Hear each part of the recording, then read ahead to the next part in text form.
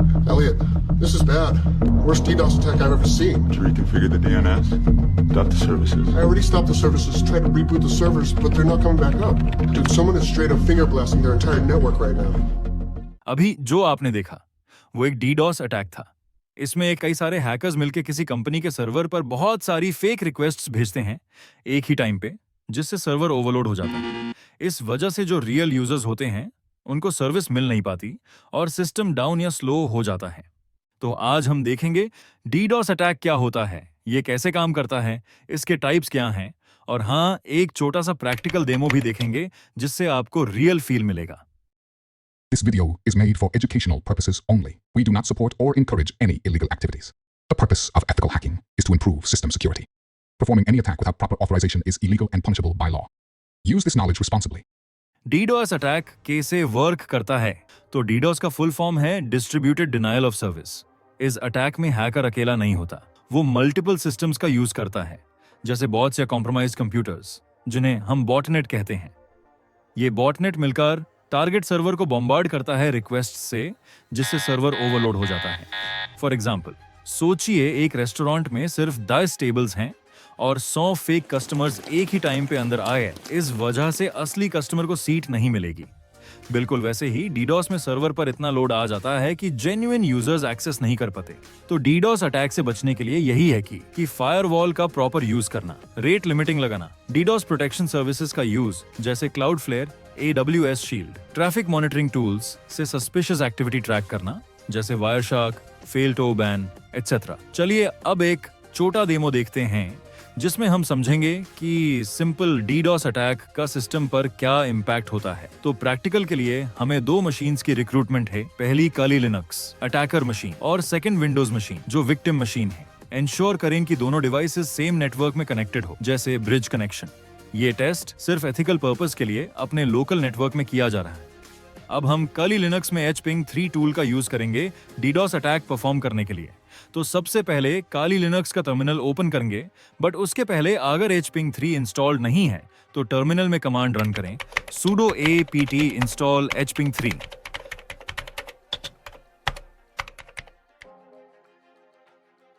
आप काली Linux terminal open करें और कमांड लिखें hping 3 हाइफन कैपिटल S, फिर हाइफन हाइफन फ्लड, फिर हाइफन कैपिटल V, फिर हाइफन P और AT एंड IP। तो अब हम विंडोज मशीन में जाके इस टारगेट IP लाएंगे। विंडोज मशीन में CMD कमांड प्रॉम्प्ट ओपन करें और कमांड टाइप करें ipconfig और एंटर टू।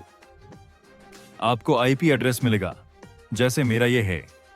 इस IP को हम अटैक में यूज करेंगे। अब ये IP एड्रेस हम काली लिनक्स के कमांड में टाइप करेंगे। तो बेसिकली ये कमांड जो है वो hping 3 टूल है और जो -S है वो SYN पैकेट्स भेजने के लिए, hyphen flood packets continuously send करने के लिए है, -V verbose mode detailed output के लिए है, और -P80 टारगेट पोर्ट 80 HTTP के लिए है। अब हम एंटर करके अटैक स्टार्ट करेंगे। अटैक सक्सेसफुली स्टार्ट हो गया है। टारगेट मशीन पे जाके टास्क मैनेजर ओपन करेंगे और CPU और ईथरनेट के ग्राफ चेक करेंगे। टाइप करें टास्क मैनेजर और खोलें। आप देख रहे हैं कि CPU में ग्राफ अचानक ऊपर चला गया है, जो दिख रहा है कि सिस्टम पर हाई लोड आ गया है। आप ईथरनेट में भी देख सकते हैं कि एकदम से ग्राफ हाई हुआ और मेमोरी भी ज्यादा यूज हो रही है। तो जैसे आपने देखा, जैसे ही मल्टीपल रिक्वेस्ट्स भेजे गए, सिस्टम स्लो होने लगा और परफॉर्मेंस इंक्रीज हो गई, रिसोर्स का ज्यादा यूज होने लगा। अब हम अटैक स्टॉप कर देंगे Ctrl+C प्रेस करके। फिर से टास्क मैनेजर में ग्राफ चेक करें। आप देख सकते हो कि ग्राफ डाउन हो गया, यानी सिस्टम लोड नॉर्मल हो गया। देख सकते हैं कि सब में नॉर्मल हो गया, एक साथ सब ग्राफ डाउन हो गया। अब हम वापस अटैक शुरू करके देखेंगे क्या बदलाव आता है। और फिर देख सकते हैं कि ग्राफ फिर से ऊपर चला गया। ये कमांड HTTP पोर्ट 80 पर कंटिन्यूअसली पैकेट्स भेजती है, जिससे विक्टिम मशीन स्लो या अनरिस्पॉन्सिव हो जाती है। ये डेमो सिर्फ एजुकेशनल और एथिकल पर्पस के लिए है। रियल वर्ल्ड में बिना परमिशन डीडॉस अटैक करना इलीगल है। ये सिर्फ छोटा डेमो था, लेकिन रियल वर्ल्ड में ये अटैक्स बहुत पावरफुल होते हैं और कंपनीज के लिए बड़ा लॉस क्रिएट करते हैं। 2016 में ट्विटर, नेटफ्लिक्स, रेडिट जैसे बड़े प्लेटफॉर्म्स एक मेजर डीडॉस अटैक का शिकार हुए थे, जिसमें मिलियंस ऑफ यूजर्स अफेक्टेड हुए। उसकी वजह से कंपनीज को पैसे का लॉस होता है, रेपुटेशन डैमेज होता है और यूजर्स ट्रस्ट लूज करते हैं। तो अब सवाल उठता है, इससे बचा कैसे जाए? तो टूल्स और सर्विसेज यूज करके। वन क्लाउडफ्लेयर का यूज करके ये सर्विस मैलिशियस ट्रैफिक को फिल्टर करता है ताकि सर्वर तक हार्मफुल रिक्वेस्ट्स ना पहुंच सके। टू AWS शील्ड, ये एक मैनेज सर्विस है जो AWS पे चलने वाले एप्लीकेशंस को डीडॉस अटैक से प्रोटेक्ट करता है। 3 फायरवॉल कॉन्फ़िगरेशन, इससे आप अनवांटेड ट्रैफिक को ब्लॉक कर सकते हो और नेटवर्क एक्सेस पर कंट्रोल पा सकते हो through specific rules. 4 load balancers, ये इनकमिंग ट्रैफिक को मल्टीपल सर्वर्स में डिवाइड करता है ताकि कोई भी एक सर्वर ओवरलोड ना हो। 5th इज मॉनिटरिंग टूल, ये रहे कुछ बेहतरीन मॉनिटरिंग टूल्स जो साइबर सिक्योरिटी में बहुत काम आते हैं।